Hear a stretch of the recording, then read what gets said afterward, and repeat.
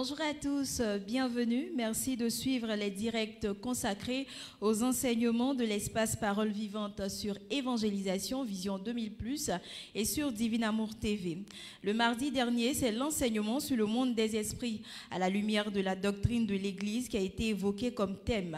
Nous avons pu noter que Dieu a créé le monde des esprits avant la création du monde physique. Le monde des esprits est le monde des anges dans lequel certains sont au service du bien et d'autres du mal. Pour vaincre ce monde des esprits qui est au service du mal, il faut parler de la bonté de l'Évangile aux chrétiens.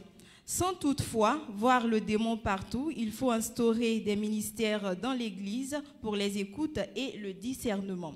Par le baptême et la confirmation, nous pouvons être délivrés, mais il faut accepter Jésus de tout son cœur et vivre selon sa parole.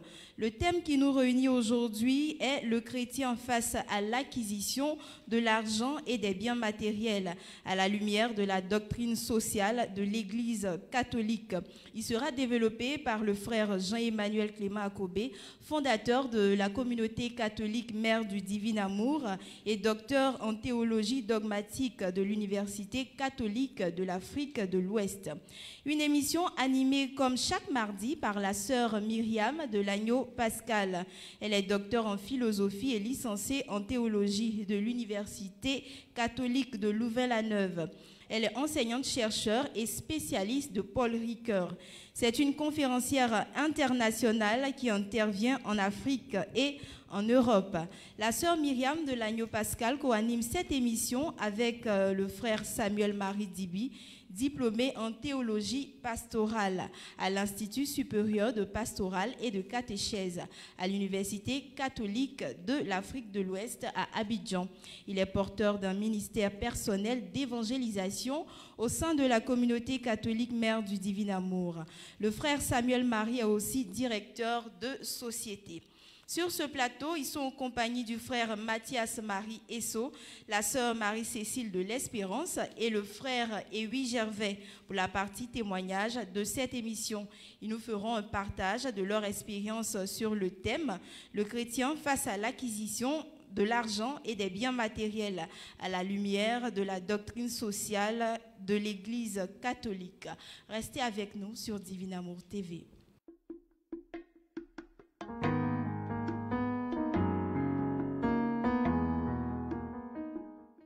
Merci Mélissa. Bienvenue chers amis téléspectateurs, téléspectatrices de Divin Amour TV.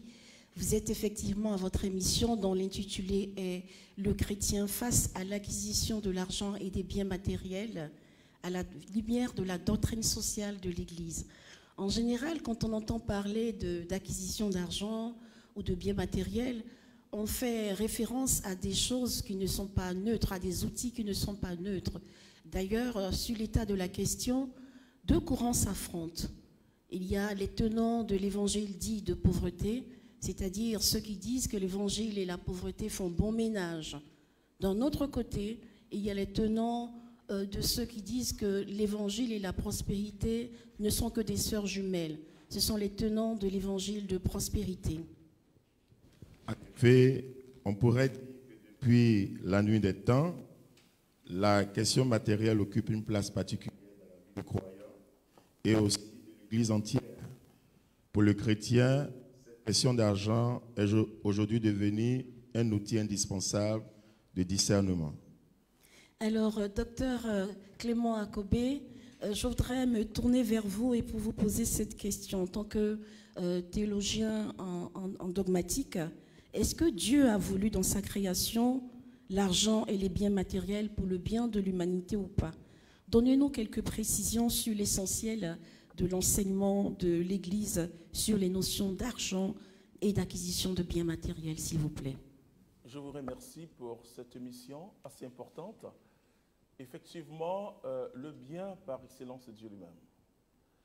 Et dans l'Écriture, ça se voit tout de suite que c'est Dieu qui est le bien suprême.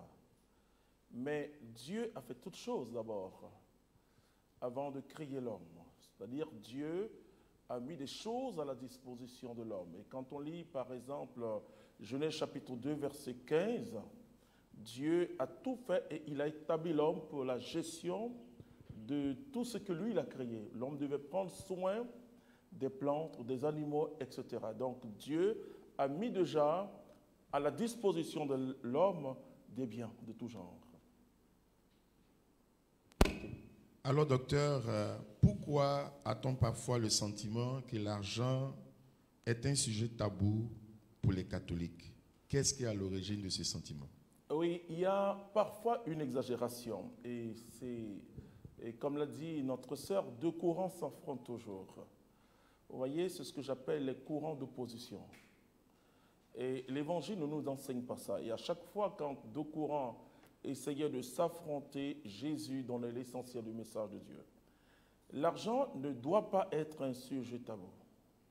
Bien au contraire, puisque Jésus dit on ne peut pas obéir à deux maîtres, c'est-à-dire à Dieu et à l'argent. Ça veut dire que déjà Jésus nous situe pour dire que nous devons aborder le problème de l'argent. Donc l'argent ne doit pas être un sujet tabou. On voit aussi dans les Écritures qu'un certain nombre de textes bibliques opposent le riche et la richesse, condamnent la richesse et condamnent le riche. De quel type de richesse et de riche parle-t-on dans la Bible? Il y a deux visions qu'on peut avoir, la vision du verre à moitié plein et la vision du verre à moitié vide. Et je dis toujours, surtout aux théologiens, et je leur dis que ce n'est pas parce que les gens exagèrent qu'il faut aussi exagérer. C'est-à-dire que quand on lit l'Ancien Testament, par exemple, on voit tout ce cheminement. La bénédiction de Dieu était perçue d'abord comme quelque chose de matériel. On voit Dieu, et là où vraiment le texte le plus béni pour parler de la bénédiction, c'est Genèse chapitre 12. Dieu bénit Abraham. Il n'était pas encore Abraham, mais il n'avait pas encore eu l'alliance. Et on voit tout de suite au chapitre 13 que Dieu vraiment bénit matériellement Abraham. On voit aussi que Dieu va bénir Isaac, Dieu va bénir Jacob. Donc la bénédiction était considérée comme une faveur de Dieu. Donc l'homme qui est béni de Dieu, il a aussi le matériel puisque l'or et l'argent appartiennent à Dieu. Ça c'est ce que l'Écriture nous dit. Mais progressivement, même dans l'Ancien Testament, déjà, on comprend que ce que l'homme doit chercher, c'est la sagesse. Et donc, tous ces livres de la sagesse sont là pour nous dire que finalement, c'est cette sagesse qui est auprès de Dieu que nous devons rechercher. Et donc, on voit tout de suite, dans l'expérience même du roi Salomon, que Dieu bénit matériellement Salomon, mais qu'est-ce que Dieu dit? Puisque tu n'as pas demandé ces choses et que tu n'as pas voulu la mort de tes ennemis, moi, je te bénirai. Et ensuite, dans le Nouveau Testament, on aura le temps de parler pour dire que Jésus donne une précision. C'est pas que, et dans le langage de l'Église, c'est pas que l'Église rejette la richesse ou le riche, non. Mais c'est par rapport à l'usage des biens. C'est par rapport à l'utilisation et c'est par rapport à ce qu'on appelle la destination universelle des biens. Alors, docteur, on voit également dans les Écritures, on voit souvent parler de l'option préférentielle du Christ pour les pauvres. De quoi s'agit-il exactement? Et là, vous posez la question clé. Qu'est-ce qui fait que Jésus dira malheureux les riches?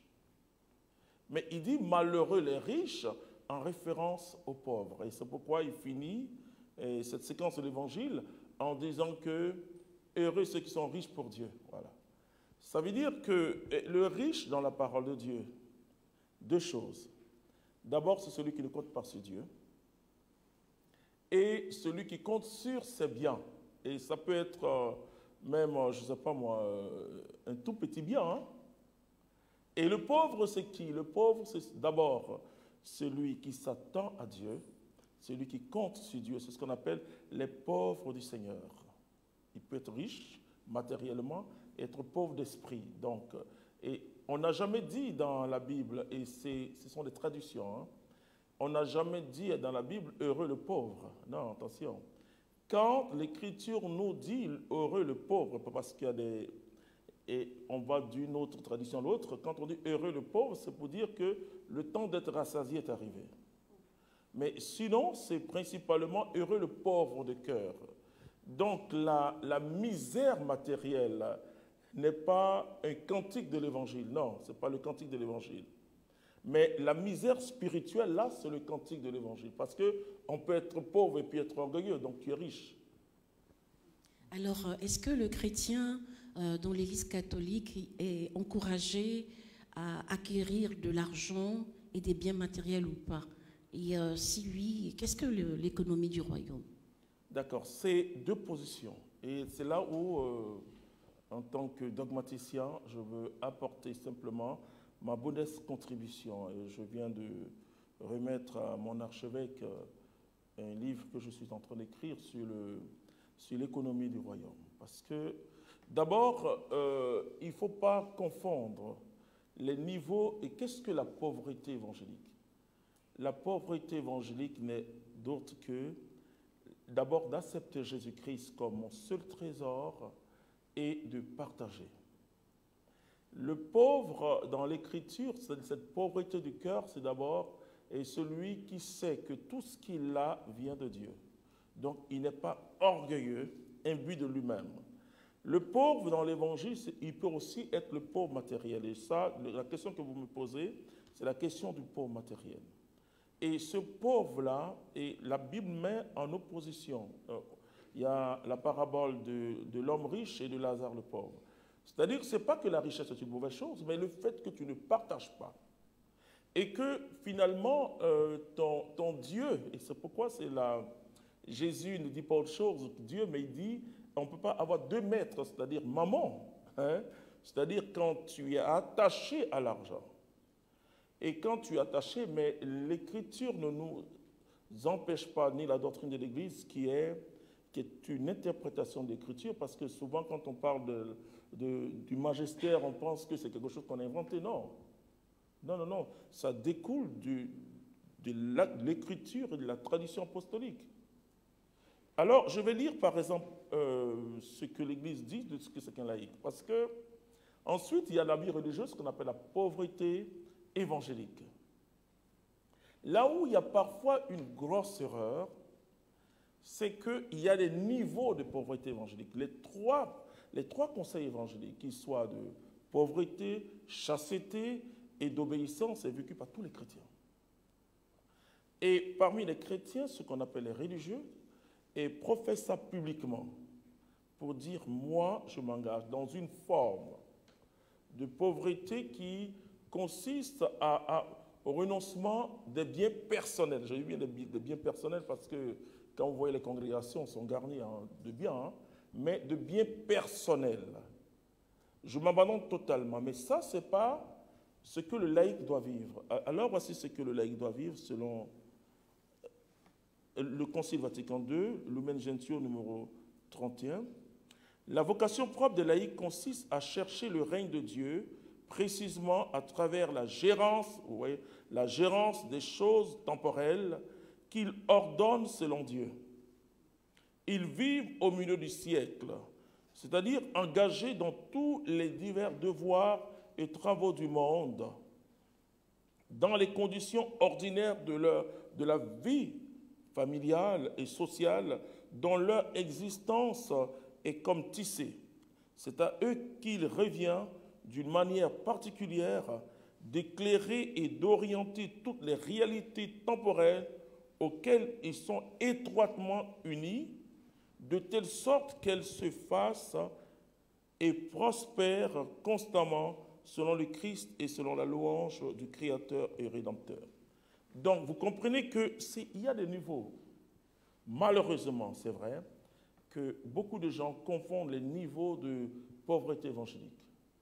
Par exemple, même dans ce qu'on appelle dans l'Église les consacrés laïcs, professent d'une manière publique, si on veut voir, officielle, et la chasteté, le célibat dans la chasteté, le vœu de célibat dans la chasteté.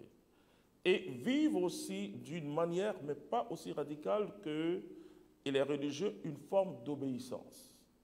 Donc c'est l'interprétation en fonction des états de vie qui, malheureusement, on n'encourage pas assez les laïcs à vivre selon l'humain gentio, c'est-à-dire que à être dans les affaires du monde, mais ils ne sont pas du monde.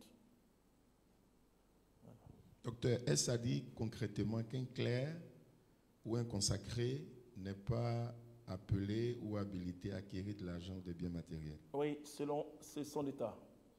Et d'ailleurs, dans le droit canonique, il ne doit pas faire de commerce. Il ne doit pas faire de commerce, c'est un choix de vie. C'est-à-dire que la communauté à laquelle ils appartiennent peut avoir des biens, mais eux, ils doivent renoncer aux biens personnels. Je dis bien les biens personnels, mais cela ne veut pas dire qu'ils ne peuvent pas avoir. S'ils ont des choses, c'est vraiment dans la tâche missionnaire, c'est-à-dire que je peux avoir un véhicule, mais ça me sert simplement parce que ce qu'on appelle aussi les biens ecclésiastiques. Et ces biens ecclésiastiques, la personne peut se nourrir avec, mais c'est orienté vers la mission du Christ. Voilà. Donc, à ce titre, eux, ils ne peuvent pas, logiquement, acquérir des biens personnels, surtout les religieux qui font vœu de pauvreté. C'est pourquoi, à la veille, par exemple, de la profession perpétuelle, ils doivent renoncer juridiquement même à leurs biens, c'est-à-dire il peut dire non, je donne à un pauvre, non, je donne à ma congrégation, et c'est ça. Et c'est ce témoignage, c'est un témoignage particulier. Voilà, alors d'où proviennent les biens et l'argent qui sont mis au service d'où proviennent les biens et l'argent qui sont mis au service de la mission de l'Église depuis le début jusqu'à aujourd'hui, dans les paroisses et dans les diocèses? Oui.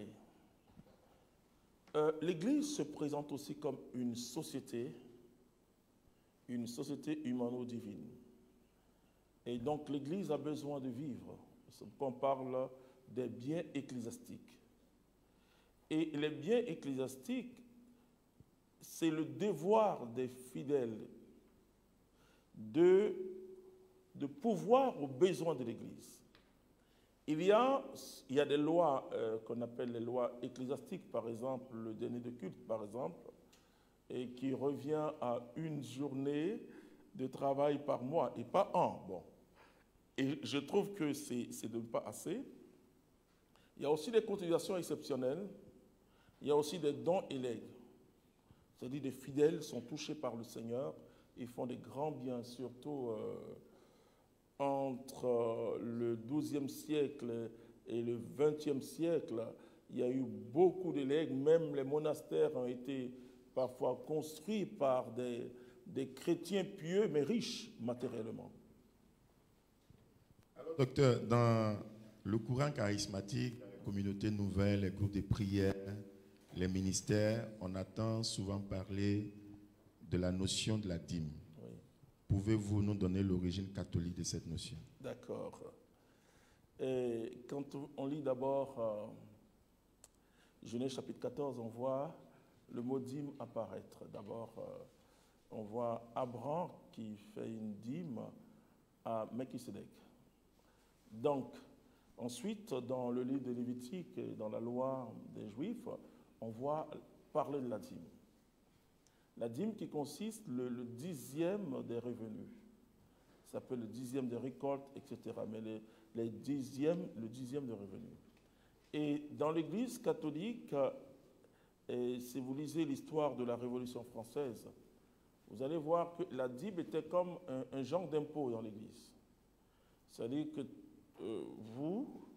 vous êtes travailleur déjà, puisqu'il y avait des lois qui soutenaient cette pratique aussi, on vous coupe à la racine, à la base. Voilà.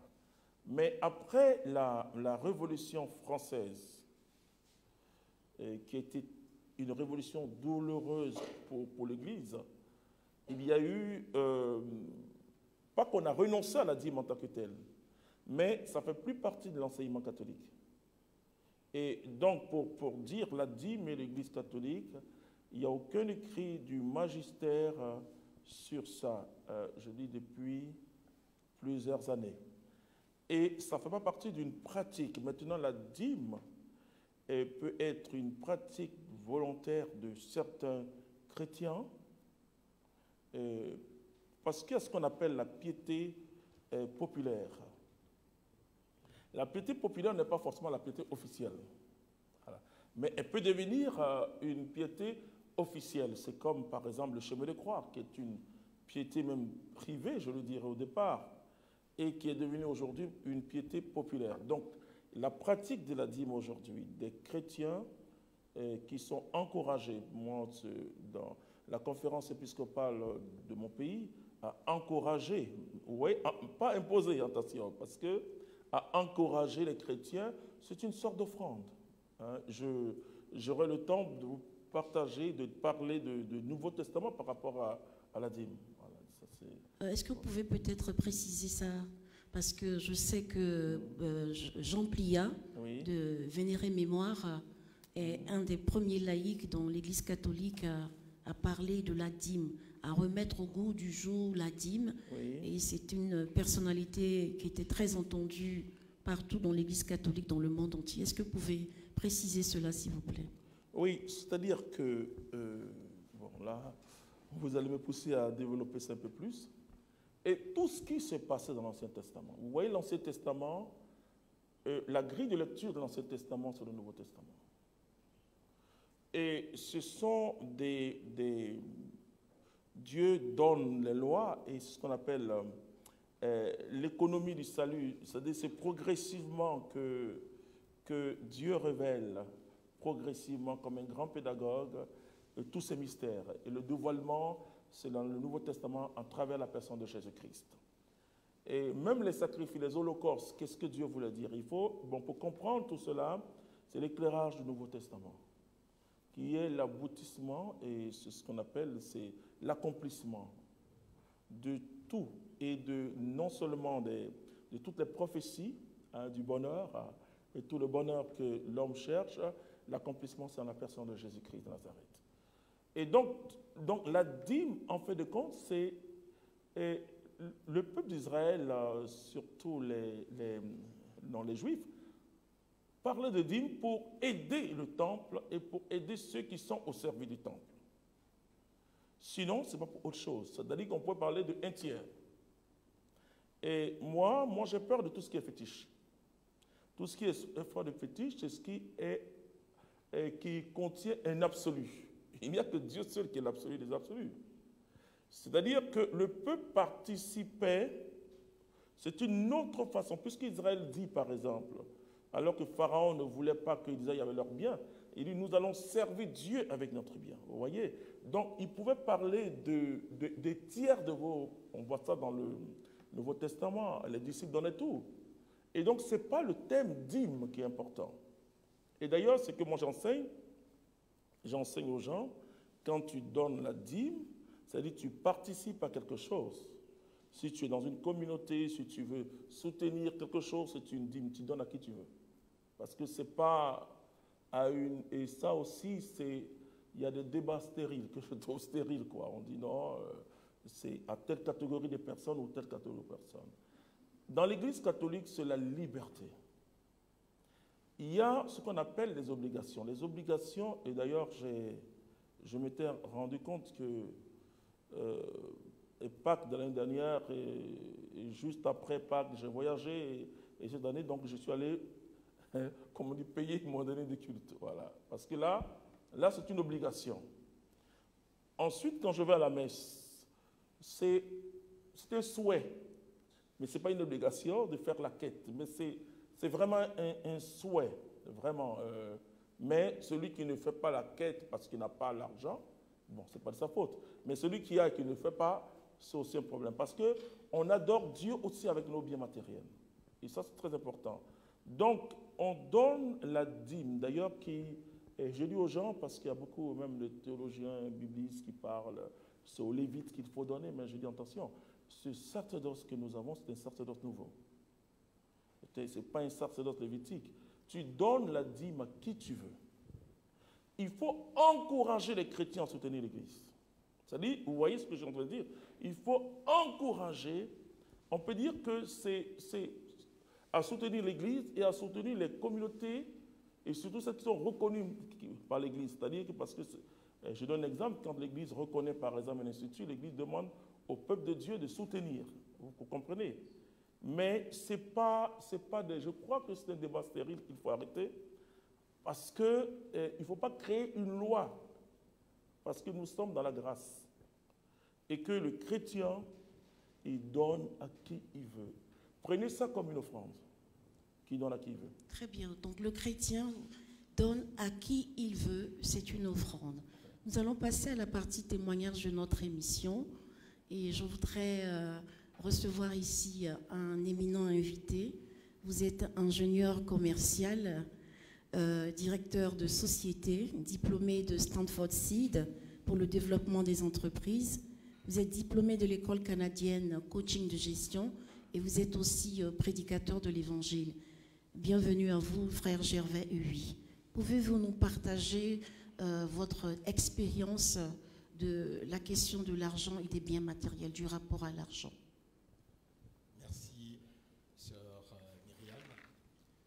Alors donc, le témoignage que je voulais donner ce matin est un peu ce que moi-même j'ai vécu dans le domaine, je dirais, professionnel, parce que j'ai exercé pratiquement pendant 25 ans en tant que haut cadre dans diverses multinationales de la place, où j'ai fortement impacté le développement. Et l'expérience personnelle que j'ai faite, c'est que on se rend compte tout de suite que quand on évolue professionnellement et que on cherche à aller de l'avant, que nous soyons chrétiens, que nous ne soyons pas chrétiens, tout le monde cherche à avoir de l'argent, à être au plus haut niveau, à faire en sorte de pouvoir avoir les moyens pour pouvoir vivre de façon décente.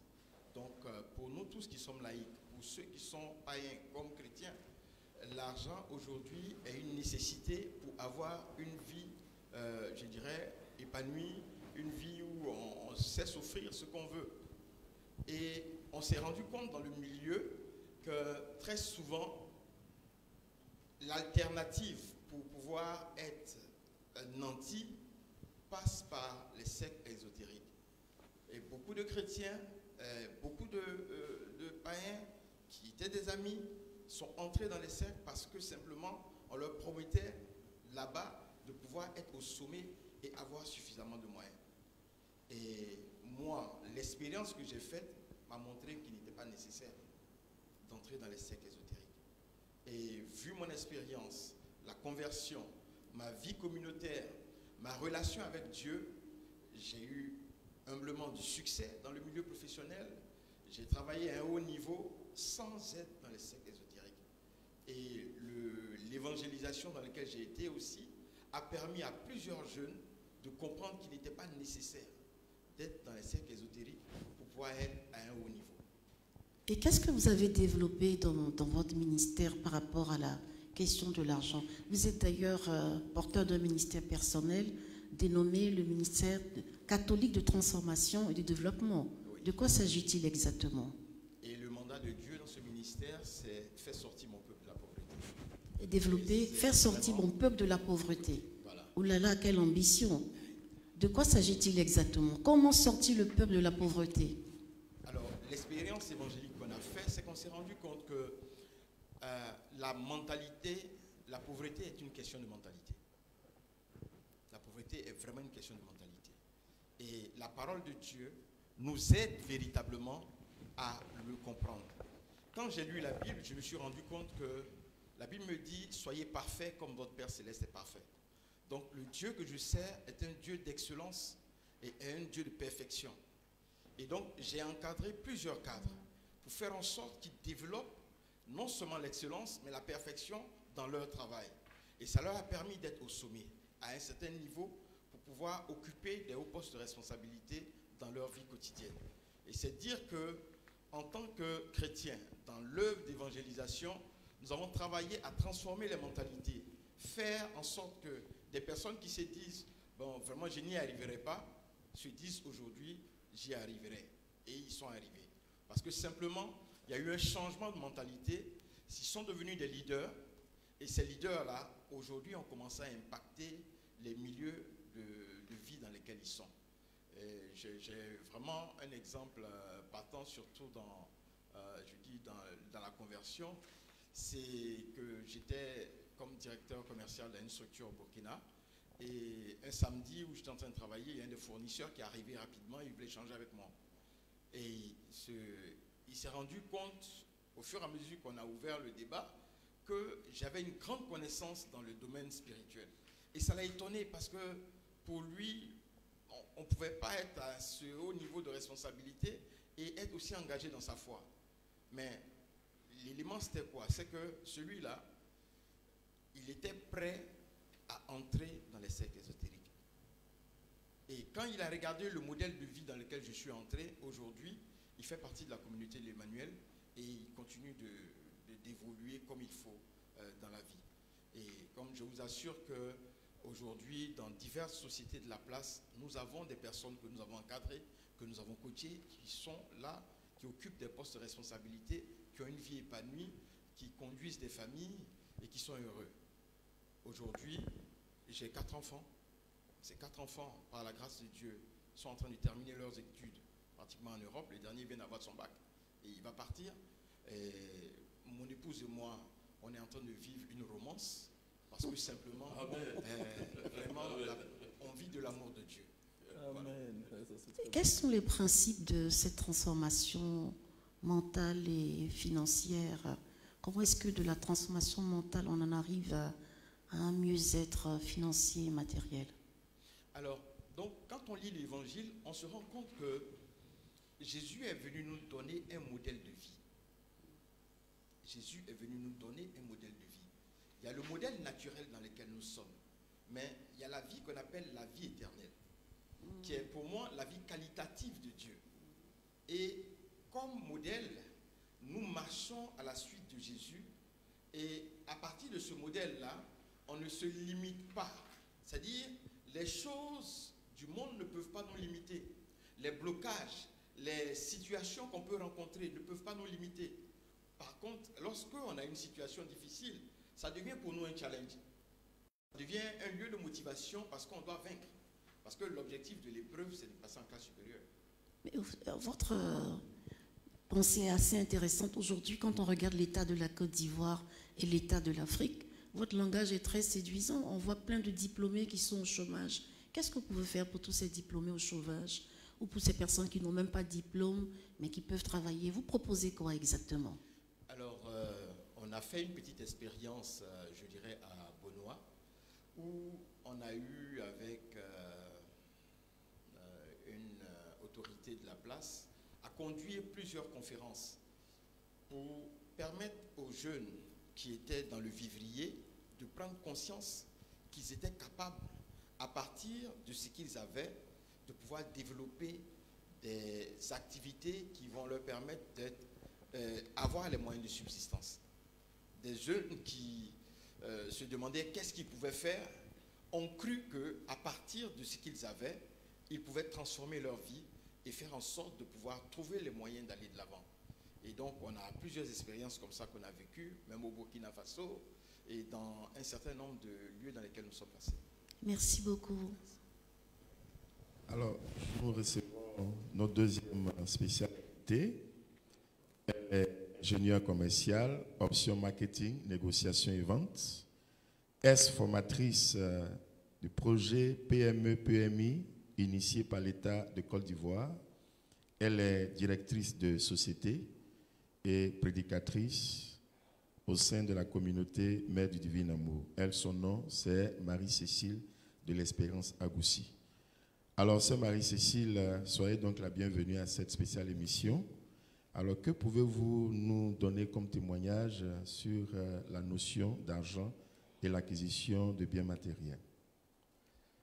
Alors, je bénis déjà le Seigneur pour ce plateau qui vient à point nommé. Je pense qu'il était important qu'on puisse statuer sur la question pour que le royaume avance. Amen. Alors, moi, je suis Djoula. Voilà. Ça, il faut que je le dise. Djoula, né d'un père Djoula. Pas un Djoula, je veux dire, qui était ingénieur ou médecin, mais qui était commerçant. je viens d'une famille qu'on pourrait appeler, on va dire une bonne famille selon les critères humains, mais qui nous a enseigné beaucoup de valeurs. Et dans ces valeurs-là, il y avait la prise en charge personnelle. Ce n'était pas des questions subsidiaires pour notre papa, c'était une exigence. Nous avons été élevés donc, dans cette école-là où il ne s'agissait pas d'avoir tout quand on veut, mais de savoir chercher pour pouvoir en bénéficier.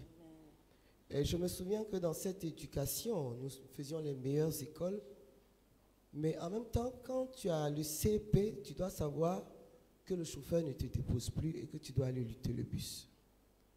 Donc, autant de valeurs dans lesquelles nous avons grandi. Et mon père avait, je vais dire, une parole qui disait toujours « un homme a une parole ».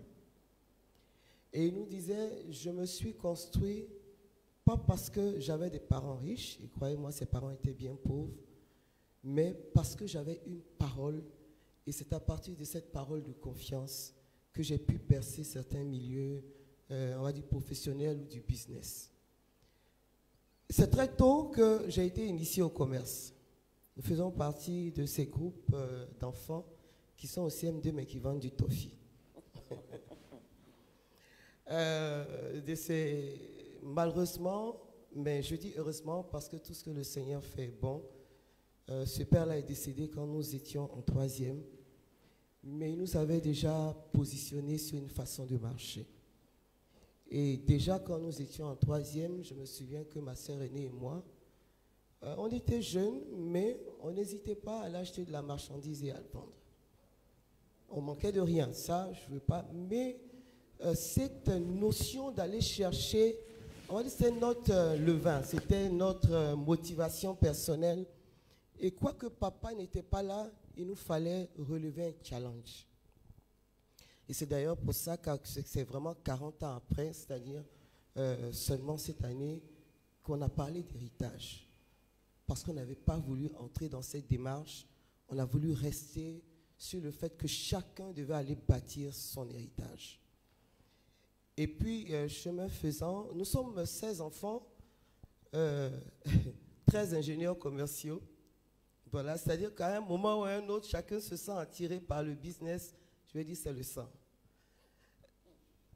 Et Vous puis, êtes 16 enfants 16 enfants, et 13 ingénieurs commerciaux. Oui, oui, tout à fait. Waouh, le Voilà. sang commercial est très fort dans la famille.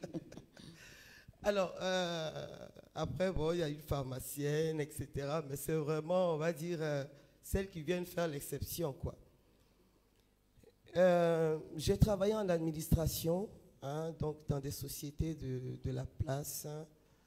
Je reste persuadé d'une chose, c'est que le Seigneur ne choisit pas ceux qui n'est pas motivé, ne choisit pas les personnes qui n'aiment pas aller au front.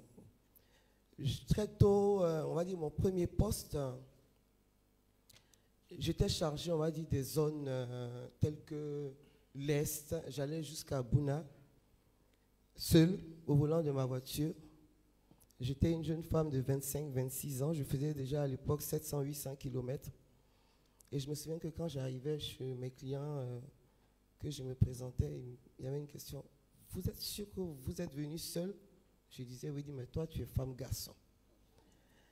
Mais j'avais une vision. Et je crois qu'avec le Seigneur, il faut avoir une vision.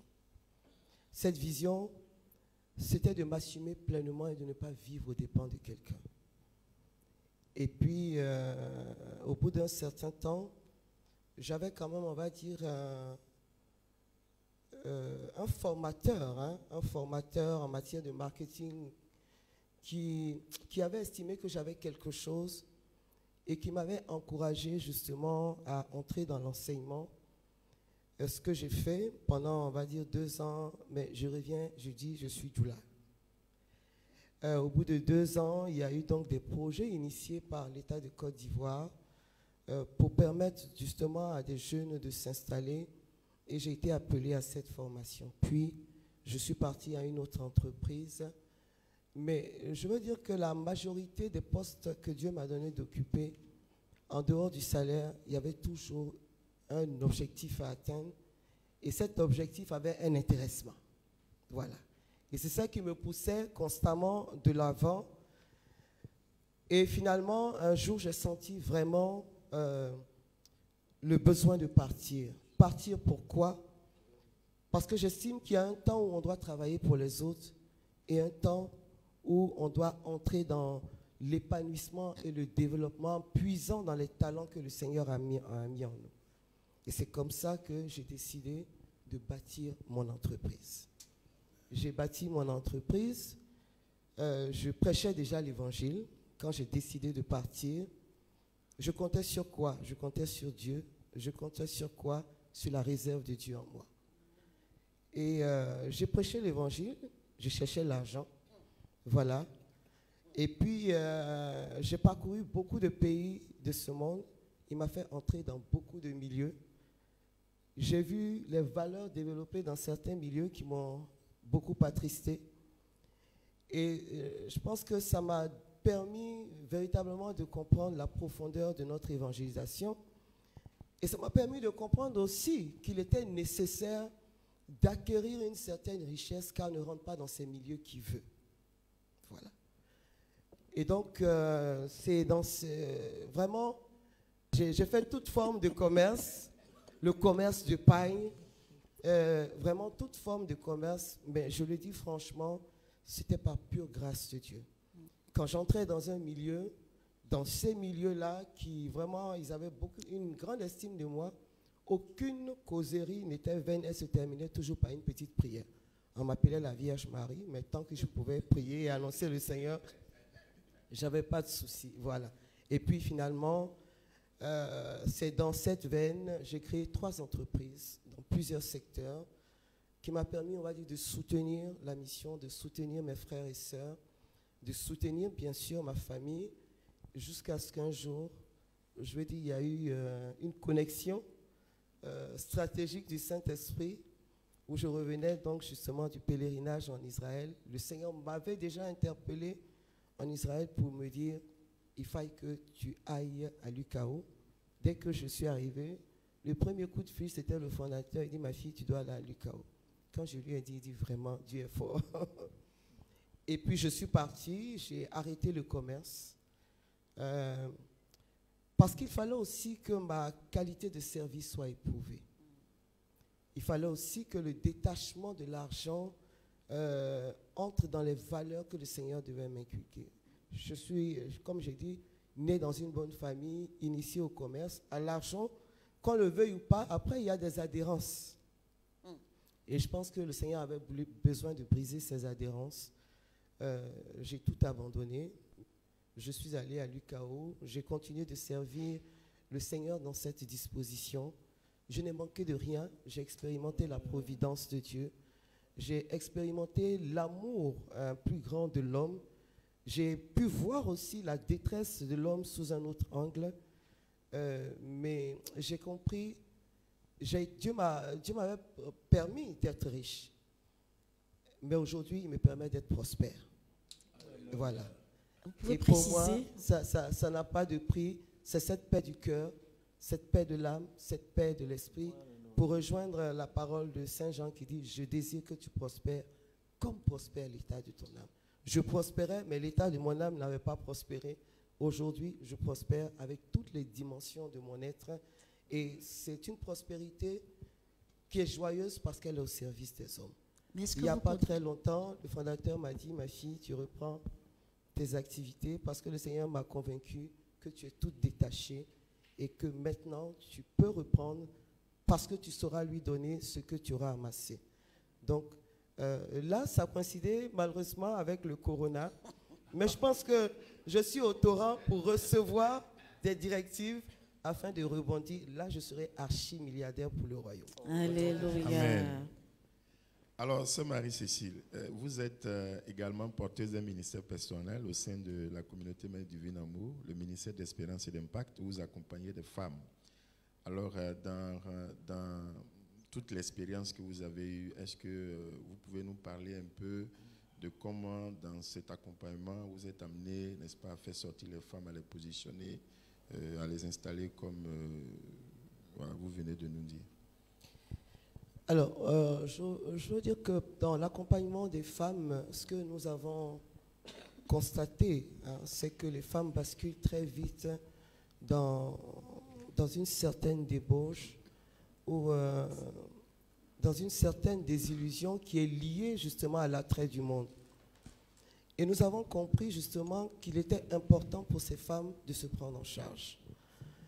Et donc, il y a par exemple au cœur du ministère un espace que nous appelons Esther et Judith. Donc, susciter, motiver le leadership chrétien féminin en faisant en sorte qu'au cours de ces rencontres, il y ait des femmes d'expérience dans le domaine des affaires qui viennent partager et qu'elles reçoivent, on va dire, et la parole de Dieu et les rudiments, justement, pour pouvoir acquérir un certain développement. Nous avons aussi mis en place une tontine déguisée, on va dire, hein, parce qu'il s'agit en fait d'un, on l'appelait action sociale, parce que nous permettions que, premièrement, celles qui ont une formation dans les finances puissent mettre en place un système où d'autres peuvent venir puiser du capital pour aller s'exercer en ayant reçu justement le témoignage des autres qui les aident aussi à pénétrer un certain nombre de réseaux. Il faut savoir que dans le milieu du commerce, on ne dit pas tous les secrets. Voilà.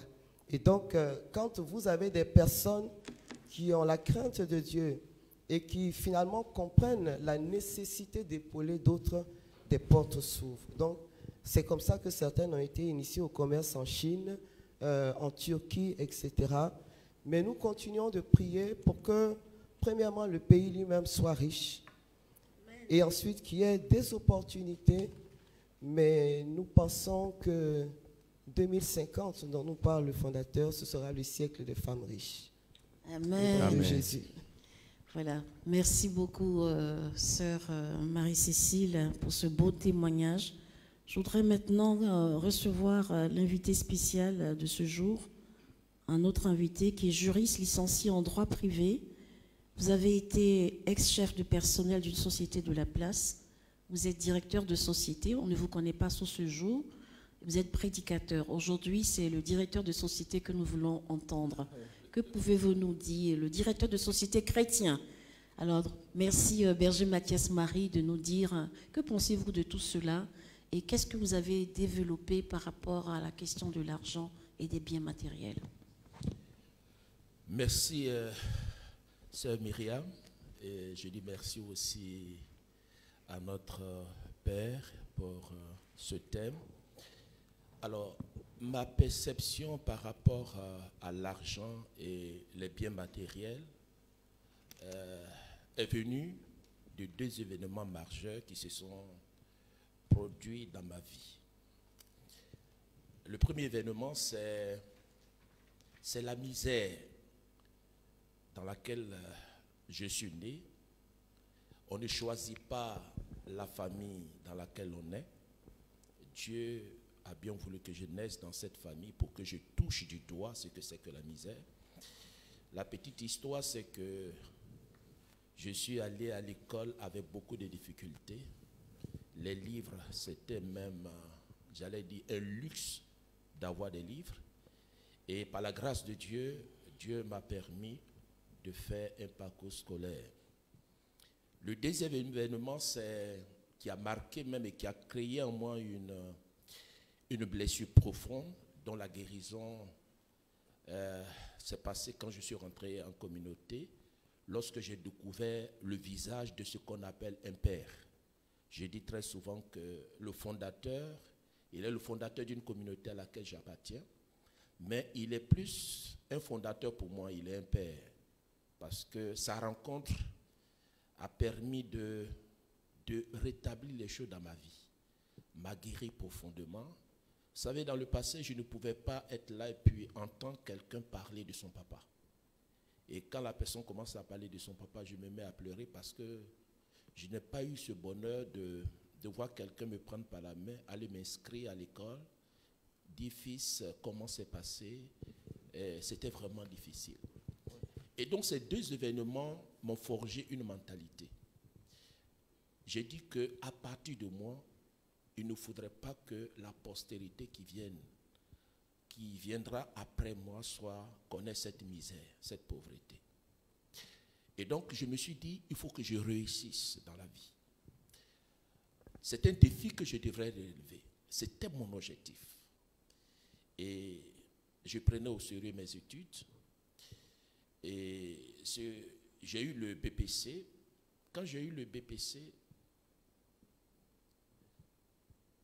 il fallait avoir de l'argent pour m'inscrire. Simplement l'inscription. Je n'avais pas d'argent pour m'inscrire. Mes amis sont allés à l'école. C'est 2 mois après, ma grande sœur, et que je salue au passage, et je lui dis grand merci parce que s'il n'avait pas posé cet acte, j'aurais arrêté les études. Simplement pour de l'argent, pour avoir de l'argent pour payer mon inscription. Elle a cassé sa tirelli. Elle avait commencé, comme disait ma soeur, a fait les toffis depuis qu'elle était à l'école primaire. Et c'est avec cet argent-là qu'elle a pris pour payer mes études. Et j'étais dans cette logique. Jusqu'à ce que j'entre en communauté. Et à la communauté m'a appris à avoir un autre regard de la réussite et du succès. Parce que nous avons commencé par l'expérience de la pauvreté. Et tous les enseignements que nous recevons de notre Père fondateur, c'est de nous rappeler que le bien le plus précieux, c'est le Christ. Et notre vie communautaire a été bâtie sur le partage. Quand une maison ouvrait, on ne faisait pas de différence si telle personne était notre frère de sang ou pas, mais on était des frères dans le Seigneur. Le salaire d'une personne servait à tous les autres frères. Et cela a commencé à créer au-dedans de moi ce que j'appelle le partage. Et quand j'avais commencé le travail de chef personnel et nommé comme berger de maison, tous les frères qui étaient là, je ne les voyais pas comme des personnes que j'accueillais dans la maison, mais je les voyais comme des frères à qui mes revenus professionnels étaient pour tous, parce que c'est ce qu'on nous a appris, les 4 données de la vie communautaire, le partage, et on ne pense pas à soi-même, on commence d'abord à penser aux autres. Et j'ai dit merci à Dieu parce que j'ai eu une épouse qui est entrée facilement dans cet esprit. Et ça a été une source de bénédiction pour notre vie communautaire, et nous avons été guéris de la mauvaise perception des biens matériels. Et j'ai dit que la communauté est comme une école, on évolue. Et arrivé un moment, notre Père fondateur nous a appris qu'il faut entrer maintenant dans la logique du développement. C'est-à-dire, il nous a déjà préparé spirituellement à avoir une bonne attitude vis-à-vis de l'argent. Et maintenant, il peut nous parler de l'évangile du développement. C'est-à-dire, nous devons nous réaliser. Pour moi, par exemple, il fallait que j'avais senti un appel, comme je vous l'avais dit les émissions passées, à être tout donné à Dieu, de ne pas avoir peur du futur. Mais il m'a dit, fils, tu es un laïc et le témoignage du laïc au milieu de ce monde exige une certaine attitude. Et pour que ce que tu dis soit crédible et qu'on ne dise pas que tu vives au dos du peuple de Dieu, attends, réalise, fais telle chose. J'ai dit, mais papa, si je fais ça, est-ce que je ne dénature pas mon appel? Parce que je vais apprendre à vivre la providence. Et donc, tu vois, au sein de la communauté, maintenant, il y a des instituts. Il y a des personnes qui font certains types de vœux. Mais vous, vous êtes des laïcs et votre témoignage doit être crédible aux yeux du monde. Et il faut faire quelque chose. Et avec ces conseils, si ce n'est pas ce que j'appelle l'émission, je n'aurais jamais dit que j'étais directeur de société. Parce que pour moi, je me dis que ce que je vais voulu présenter... Directeur fondateur de société. Directeur fondateur de société, je n'aurais jamais donné ce témoignage parce que je veux qu'on me voie comme un prédicateur de l'évangile. Parce que, comme il le dit, il faut qu'on redécouvre le ministère des laïcs au cœur de l'Église. Et pour moi, j'avais voulu qu'il fasse de moi un exemple, qu'il me présente à l'Église comme un laïc qui peut aujourd'hui, par son appel, être au service de toute l'Église. Et donc, voilà comment les choses ont évolué aujourd'hui. Je me dis que l'argent est une bonne chose, mais l'argent ne doit pas être un maître. Et nous essayons dans notre vie de tous les jours de garder la formation que nous avons reçue au plan communautaire et avoir une attitude vis-à-vis des biens matériels, quoique je sois directeur fondateur de société, mais ce qui est important, c'est le Christ qui est notre bien le plus essentiel, puisque on peut avoir tout, mais tout cela ne peut pas nous donner le ciel. La seule personne capable de nous donner le ciel, c'est le Christ. C'est très intéressant ce que vous êtes en train de dire. Il y a quelques mois, l'Église catholique a sorti un document qui s'appelle, pour les clercs, pour le clergé, qui s'appelle la conversion pastorale des paroisses. Et dans ce document, l'Église parle de la communion entre les laïcs, surtout dans la gestion des paroisses. Ce serait bien même qu'on fasse une émission sur ce document ecclésial. Et vous êtes en train de dire que vous êtes aujourd'hui directeur et fondateur de société. Quel est l'impact? Vous employez combien de personnes et quel est l'impact économique de cette société concrètement? Sans donner tous les détails, puisque la sœur Marie-Cécile nous a dit qu'on ne dit pas tous les secrets commerciaux. Alors, ce qui est sûr, c'est que la société donne du travail à des frères. Je pense que c'est ce qui est essentiel. Voilà. Donc, souffrez que je ne dise pas plus.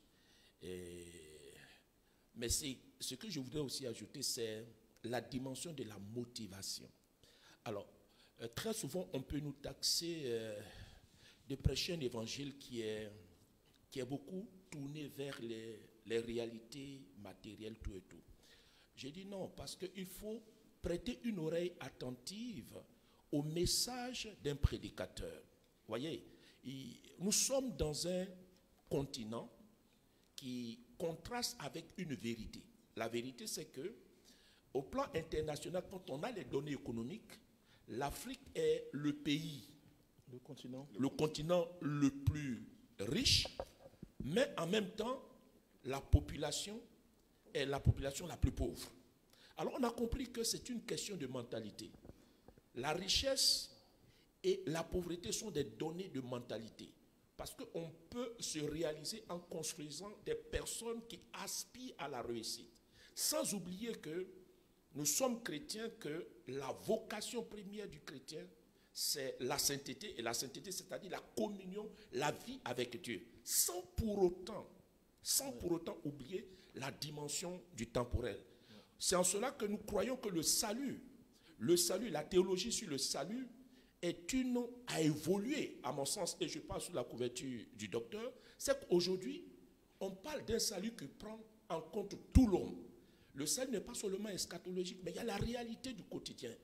Comment amener ce chrétien à comprendre que même sauvé, il fait partie du vécu d'une société et que sa place est d'apporter lui aussi un plus-value pour que ceux qui viendront après lui pourront savoir que son témoignage n'a pas seulement été un témoignage à l'image des Thessaloniciens, mais qu'il a un témoignage comme les chrétiens, comme Paul, qui a une entreprise comment j'appelle tissage. Des tissages pour tout, que ça ne fait pas abstraction à l'évangélisation et ce que j'appelle la double vocation. Et de plus en plus, pour nous qui sommes laïcs, nous rentrerons dans cette double vocation. Un tout grand merci à Berger Mathias Marie. Nous allons revenir donc sur l'invité principal de cette émission, le frère Jean-Emmanuel Clément Akobé. Nous allons vous laisser le temps de développer votre sujet. D'abord, je dis merci aux trois témoins. Voilà.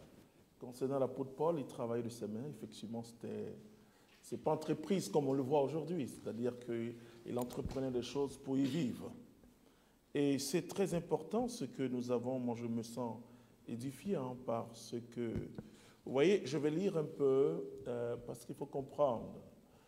Et c'est pourquoi quand quelqu'un parle chaque chrétien peut émettre une opinion, mais quand quelqu'un parle au nom de l'Église, il doit dire exactement ce que l'Église enseigne. Vous voyez, par exemple, ce qu'ils ont dit, c'était un très beau témoignage. Et j'invite toujours les communautaires à entreprendre. Et pourtant, moi, je ne suis pas dans l'entreprise. Et j'ai pris pour qu'ils aient des comptes fournis. Mais moi, je n'ai pas de compte. Je n'aurai jamais de compte. C'est-à-dire qu'il y a ce que j'appelle la doctrine personnelle. Malheureusement, ton appel n'est pas l'appel de l'autre. Ton témoignage n'est pas le témoignage de l'autre. C'est pour cela que quand les gens parlent au nom de l'Église, et quel que soit, qu'il soit laïc, qu'il soit clerc, qu'il soit évêque, il faut voir si la doctrine de l'Église est respectée. Alors, je peux vous lire le développement des peuples, Populorum Progressio du pape Paul VI, que quand je lis ce livre, cet encyclique, je suis tellement émerveillé. Vous voyez, par exemple, au commencer, il parle des données du problème. Numéro 5, donc ce livre. Aspiration des hommes. Être affranchis de la misère. Trouver plus sûrement leur subsistance, la santé et un emploi stable, participer davantage aux responsabilités hors de toute oppression, à l'abri de situations qui offensent leur dignité d'homme, être plus instruit, en un mot, faire connaître, à avoir plus pour être plus. Telle est l'aspiration des hommes d'aujourd'hui. C'est-à-dire qu'on fait un faux procès à l'Église. Un faux procès, comme je l'ai dit ici, c'est les écoles de théologie. Un faux procès à l'Église. En disant que dans l'Église catholique, on est contre les riches, dans l'Église catholique, on est contre l'argent. Non. C'est la destination de l'argent ou l'usage de l'argent qui nous peut poser problème. Jésus dit d'amasser des trésors dans le ciel. Mais ces trésors dans le ciel, aucune bête ne peut ronger. Aucun voleur ne peut venir voler. Ça veut dire quoi? Il faut faire du bien. Il dit d'être même intelligent avec l'argent malhonnête. C'est ce que Jésus appelle. Il dit que comme malhonnête, ça veut dire que ce qui ne sert à rien. Voilà, malhonnête dans ce qui n'est pas bien. Ce n'est pas ça qui est honnête dans la vie. Voilà, c'est d'abord avoir Dieu. Mais il dit de faire du bien avec ça. Donc, l'enseignement de l'Église, ce n'est pas un enseignement, ce n'est pas du négationnisme matériel. Non. Ce n'est pas, excusez-moi, il y a certaines religions où la vie humaine n'a pas d'importance. Je ne citerai pas. Mais dans l'Église, c'est un équilibre. C'est-à-dire que donne-nous notre pain quotidien, ça veut dire quoi? Ça veut dire, Seigneur, aide-nous à vivre sur la terre, sinon on va au ciel. Et sans ce pain quotidien, je ne sais pas comment faire la volonté de Dieu sur la terre, puisque, et comme le dit saint Irénée de Lyon, il dit que la gloire de Dieu, c'est l'homme debout. C'est-à-dire l'homme vivant, c'est ça. Et donc, tout l'enseignement de l'Église, c'est pour le bien humain. Quand vous lisez l'Évangile, mais si vous n'avez pas les miracles, si vous avez un évangile céleste dans le sens, l'évangile, c'est vraiment la grâce de Dieu qui descend vers nous. Et le mystère de l'incarnation, c'est Dieu qui vient vivre avec nous, avec nos réalités. Bien sûr, les théologiens, excepté le péché. Jésus a eu faim comme nous, Jésus a eu besoin de manger, même Judas était son trésorier, c'est-à-dire, donc, l'Église n'est pas contre l'argent. Et ça, au contraire, bien au contraire. Et le pape dit aux gens, surtout le pape François, d'abord avant lui, le pape Benoît, Jean-Paul II, et on demande aux laïcs aujourd'hui d'avoir des entreprises. Il y a aujourd'hui à Rome, peut-être que vous ne savez pas, une fois par an, les chefs d'entreprise chrétiens se rassemblent. Nous faisons partie aujourd'hui par la coalition de ces chefs d'entreprise. Mais il faut gérer les biens selon l'Évangile. Ça ne dit pas le profit pour le profit, c'est l'homme qui est au cœur de l'Évangile. C'est l'homme qui est au cœur de l'Église. Et moi, je souffre parce que je dis merci aux frères et sœurs. Et moi, c'est vrai qu'il est mon fils parce que je vais planter un mot qui va vous faire, pas pour provoquer vos émotions, parce que j'ai pitié de cet homme. C'est-à-dire, sa vie n'a pas été facile. Mais une telle personne qui rencontre Jésus-Christ, et en plus, je vous dis qu'il avait un très bon salaire hein, quand il est venu me dire qu'il veut se mettre au service de Jésus. J'ai attendu, j'ai dit non, non, non, non, non, parce que pour moi, j'aime tellement Jésus et l'Église que j'aime ceux qui se mettent au service de Jésus et de l'Église. Et je dis toujours que fais en sorte que le peuple ne dise pas c'est à cause de mon argent que tu vis. Et ça, c'est dans ma doctrine personnelle, c'est quelque chose de très fort. Bien sûr, quelqu'un peut t'aider. Bien sûr, quelqu'un peut te donner. Mais toi-même, tu dois fournir l'essentiel de ce que tu dois prendre pour vivre. L'essentiel. Sinon, on ne prêche plus l'évangile. Si les gens sont dans l'église, c'est ce qu'on appelle l'orientation des biens. Par exemple, si moi je suis prédicateur et que, d'ailleurs, si je suis responsable, je donne un exemple, et que quelqu'un vient et me donne 40 millions, je dois savoir que c'est pour l'œuvre de Dieu. Je peux jouir de ça. Je peux jouir de ça dans le sens où je peux acheter une chemise, je peux voyager, je peux m'offrir, parce que m'offrir une bonne classe dans l'avion, parce que pour ne pas être fatigué. Mais tout cela, c'est ce qu'on appelle la visée. La visée, c'est l'œuvre de Dieu. Pour que je vive moi-même manger, pour mieux évangéliser. Donc, tout don dans l'Église catholique a pour finalité le royaume de Dieu. C'est la finalité, je fais quoi avec? C'est vrai qu'il y a des personnes parfois qui exagèrent, mais je dis toujours, il ne faut pas aller des mauvais cas pour donner, je ne sais pas, un enseignement. Il faut toujours prendre ce qui est bon. Et c'est ce que Jésus faisait. Quand il montre la femme qui a donné, pas son superflu, mais l'essentiel. Donc, il ne faut pas, c'est pourquoi je dis aux gens, parlez plutôt du verre à moitié plein qu'à moitié vide. Et il ne faut pas jeter l'enfant et l'eau sale. Une personne, moi je suis théologien et je connais la doctrine de l'Église, donc je sais comment parler aux uns aux autres, je sais. Mais on ne peut pas dire à un laïc qui est dans l'euphorie et qui a des besoins, et parfois il va prendre une maison qui est trop chère ou bien il a des ambitions parce qu'il a vu ailleurs, et alors il se met dans les difficultés. Et quand il se met dans les difficultés, c'est sûr qu'il peut y avoir des dérapages. Donc, il faut l'accompagnement. Moi, c'est très important. Et il faut le dire surtout pour l'Afrique, quand nous allons lancé Africa for God, c'est en larmes. On ne peut pas annoncer Jésus-Christ et laisser les gens avoir faim. C'est méchant.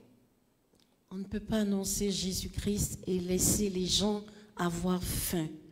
Et docteur Jean-Emmanuel Clément Akobé, quand on écoute, vous êtes par ailleurs aussi fondateur de la communauté Mère Divine Amour, quand on regarde un peu le triptyque de la communauté, on parle de contemplation, évangélisation et développement. Et qu'est-ce que vous pouvez dire aux communautés naissantes, aux jeunes serviteurs de Dieu par rapport à la question du développement? Voilà. D'abord, c'est très important, mes conseils que je leur donne. Excusez-moi, je voudrais préciser, vous ne parlez pas d'évangile de prospérité, mais vous parlez d'évangile de développement. Oui, d'ailleurs, je n'aime pas trop cette expression. Elle n'est pas chrétienne. Laquelle? L'évangile de prospérité. Et je crois qu'il faut remonter aux États-Unis. C'est un langage journalistique. Voilà, c'est une interprétation. C'est comme aujourd'hui, il peut y avoir des... Là, c'est une interprétation, donc des préjugés parfois. Et parce que l'évangile dans la prospérité, et comme l'a dit la sœur Marie-Cécile, c'est un état d'être, un état de vie, donc c'est la vie Zoé, c'est Jésus d'abord. Et c'est pour ça que Jean dit, je désire que tu prospères à tous égards, comme prospère l'état de ton âme. Et c'est ce que l'Écriture nous dit, que cherche d'abord le royaume de Dieu, c'est-à-dire si ton âme est prospère en Dieu, hein, tu auras une prospérité matérielle. Donc il faut, moi je suis allé dans les lieux de très grands saints, j'ai vu que là où il y a des très grands signes, il y a le développement. C'est-à-dire que tu vas à San Giovanni Rotondo pour arriver là-bas, oh là là, je fais près de 5 heures en quart, non, près de 7 heures plutôt, de Rome à San Giovanni Rotondo. Pour arriver là-bas, c'est difficile parce qu'il y a des montagnes, etc. Mais quand tu vois cette ville, tu ne vois pas de Rupio. Et il a construit un hôpital. Donc, ça me fait mal parce que cette façon de dire l'évangile fait que d'autres vont dans la franc-maçonnerie, dans les sectes, comme l'a dit le frère Gervais. Tout simplement parce qu'il faut remettre, il faut dire, attention, tout ce que tu peux dire, et comme l'a dit, parce que l'évangélisation est contextuelle. Quand Jésus s'adresse à une société où on exclut tous les malades, donc il dit, et allez dire à Jean-Baptiste que les aveugles voient, les sourds entendent, et les boiteux marchent, les lépreux sont purifiés. Les lépreux sont purifiés parce qu'il y a une attente. Il y a une attente, c'est cette partie de la société qui est rejetée. Il dit, je suis venu, pas pour les justes, mais pour les pécheurs. Voilà. Parce qu'on considérait que si tu as la lèpre, c'est ton péché, voilà, etc.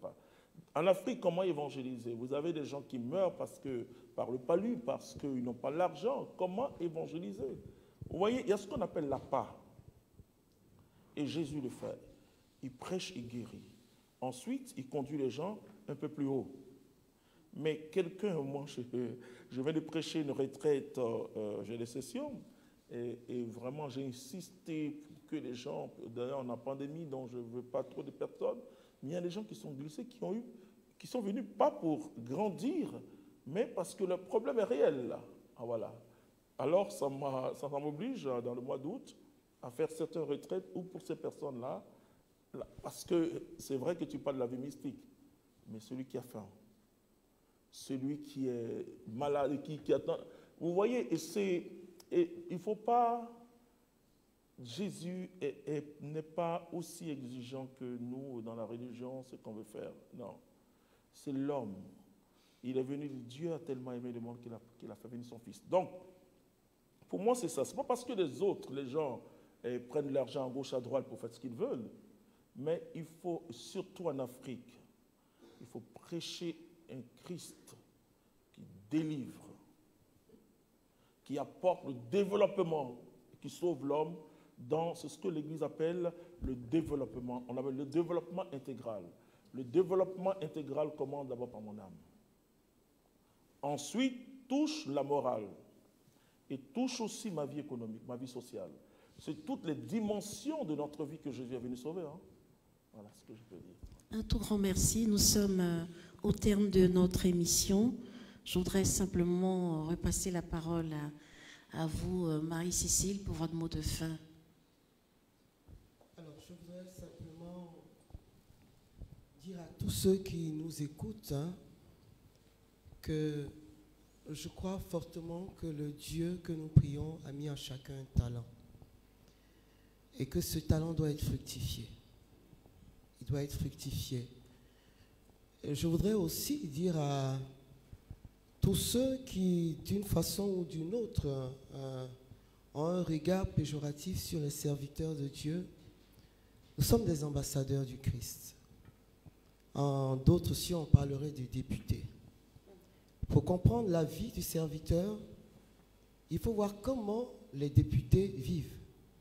Moi, j'en ai côtoyé pas mal, mais dès 6 heures du matin, vous avez un peuple qui est assis et chacun doit repartir avec sa pitance. Alors quand il dit donnez-leur vous-même à manger, il faut en avoir soi-même. Voilà, donc vraiment, je voudrais que chacun réalise que l'Église, c'est nous tous ensemble. La mission, c'est nous tous qui devons la faire. Encourageons-nous, chacun à son poste, comme dit Saint Paul. Il dit il ne s'agit pas de la circoncision de la chair, de la circoncision du cœur. Et Dieu nous rejoint dans notre état et dans notre... il nous appelle comme nous sommes, voilà. Fatou Djoula, ça ne va pas changer. Fatou Commerçant, ça ne va pas changer. N'ayez pas peur, voilà, n'ayez pas peur de ce que vous êtes. Vivez-le pleinement, conformément à l'Évangile. Et nous serions toujours là avec la grâce de Dieu pour vous aider justement dans cette marche victorieuse avec le Christ. Amen. Et vous, berger Gervais, oui, votre mot de fin? Alors, au mot de fin, je dirais que je me réfère au livre de Josué, Josué 1, verset 8, nous dit ceci, que le livre de cette loi ne s'éloigne point de ta bouche. Médite-le jour et nuit pour veiller à agir selon ce qui est écrit. C'est alors que tu auras du succès, c'est alors que tu réussiras dans tes entreprises. Amen. La parole de Dieu nous rend prospères lorsque nous apprenons à connaître les principes de vie de l'Évangile et que nous les mettons en application dans nos vies. Et aujourd'hui, c'est ce que nous retenons et nous enseignons pour nous tous qui aspirons à un bien-être. Un tout grand merci. Berger Mathias Marie. Alors, je voudrais inviter le peuple de Dieu à ne pas avoir peur de l'argent. Oui. Le péché ne se trouve pas dans les choses, mais le péché se trouve dans l'usage des choses. Et l'une des paroles de Paul, qui est pour moi ce que j'appelle un axiome de vie, c'est ce que dit Paul à son fils Timothée. Il dit c'est l'amour de l'argent qui est la racine de tous les maux. Oui. Paul ne dit pas que l'argent est la racine de tous les maux. Dans certaines versions, on parle de cupidité. Je nous invite pas seulement les serviteurs de Dieu, mais tout le peuple de Dieu, tous les chrétiens doivent avoir vis-à-vis de l'argent une attitude de serviteur, non pas de maître, puisque la sagesse dit que dans bien de choses, l'argent répond à tout. Donc, battons-nous pour réussir dans la vie, d'avoir de l'argent, et en faisant de l'argent un serviteur pour venir en aide à nos frères. Car on ne peut pas parler d'amour si on n'a pas la capacité de l'exprimer. Sinon, ça sera simplement une théorie, mais pas une réalité. Merci. Amen. J'aime beaucoup cette phrase. Enfin, à vous, docteur Jean-Emmanuel Clément Akobé. Oui, d'abord, je bénis le Seigneur, et puisque c'est le thème général aussi, c'est l'éthique ministérielle, donc je donne toujours des conseils d'usage. D'abord, la première des choses, c'est que quand tu es appelé, c'est le détachement d'abord. Tu es détaché du tout. Ensuite, Dieu t'envoie en mission. Les frères, beaucoup ont dit, et je les poussais. Après, je leur dis, écoute, Dieu t'appelle. Quand Dieu t'appelle, on entend, on se repose en Dieu, et ensuite Dieu te donne la mission. Et la mission que Dieu te donne ne doit pas dépendre des autres. Vous voyez, les gens critiquent pourquoi on critique parfois les charismatiques, mais ta maison que tu loues, ce n'est pas quelqu'un qui doit t'aider à le louer. Ça veut dire que j'invite tous ceux qui... Parce que quand le Seigneur t'appelle, moi j'ai dit, j'ai vécu vraiment, avant qu'on ait une maison communautaire, j'ai vécu, mais en comptant sur Dieu et sur moi-même, pas sur les autres. Et c'est ce qui fait que je n'ai jamais demandé l'argent à quelqu'un, et je ne vais jamais le faire, parce que j'ai un Dieu. Quand vous entrez à la communauté, vous voyez, les gens sont au travail.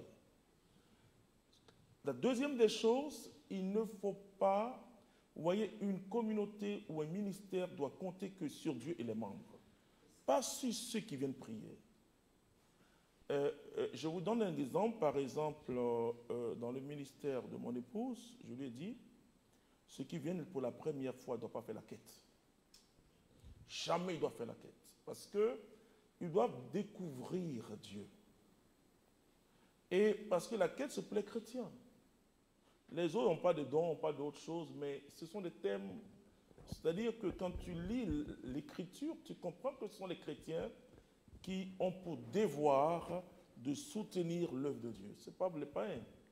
Donc, il faut que même si vous dites, bon, comme cotisation, c'est la dîme, mais ça doit être uniquement ceux qui sont dans les ministères ou ceux qui sont dans la communauté.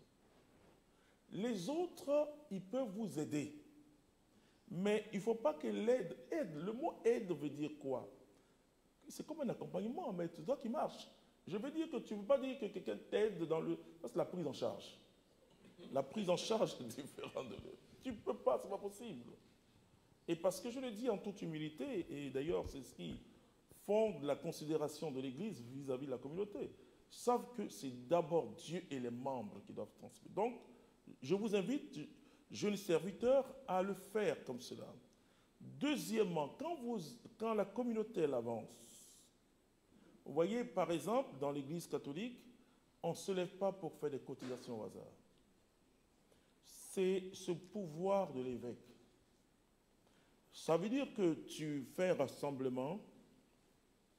Si tu n'as pas encore la légitimité canonique, parce que tu peux avoir la légitimité prophétique, bon, mais la légitimité canonique veut dire que tu es non seulement reconnu, c'est-à-dire que tu as la légitimité légale dans l'Église, mais que l'Église sait que tu parles de sa part et que tu as son langage.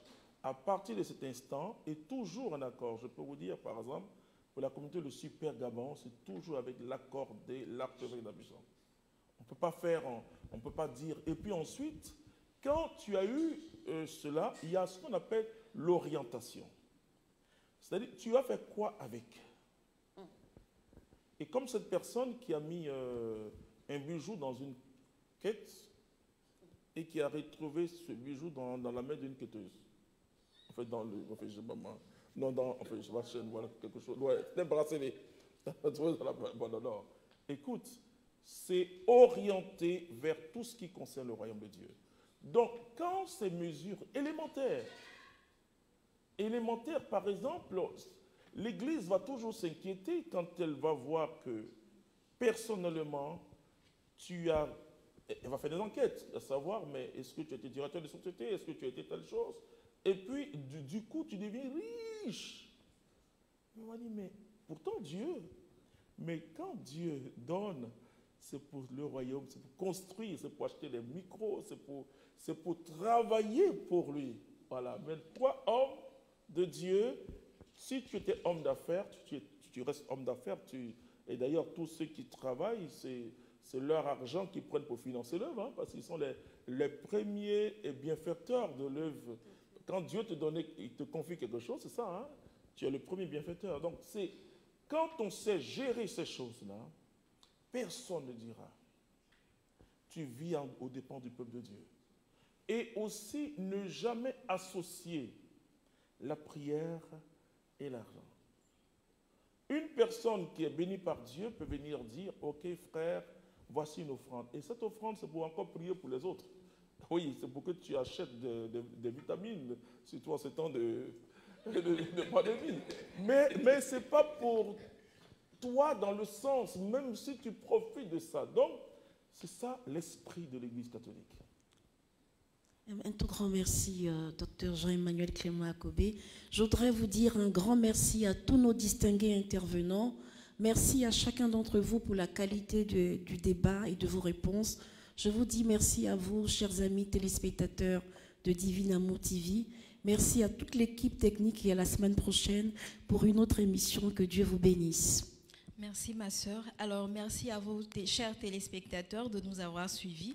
Nous espérons que vous en savez davantage sur notre thème du jour intitulé « Le chrétien face à l'acquisition de l'argent et des biens matériels à la lumière de la doctrine sociale de l'Église catholique ». Nous retenons que Dieu est le bien suprême et lors de la création, il a mis les biens de tout genre à la disposition de l'homme. Dieu a béni Abraham et Salomon matériellement parce que l'or et l'argent lui appartiennent. Nous devons être riches pour Dieu et pour son service. La pauvreté évangélique, c'est accepter Jésus comme trésor et savoir que tout ce que nous avons vient de Dieu. L'argent est une bonne chose, mais ne doit pas être un maître. Alors, pour toutes vos questions et préoccupations, écrivez-nous sur nos différents sociaux. Merci à toute l'équipe technique qui a permis à la réalisation de cette émission. À mardi prochain. Que Dieu vous bénisse.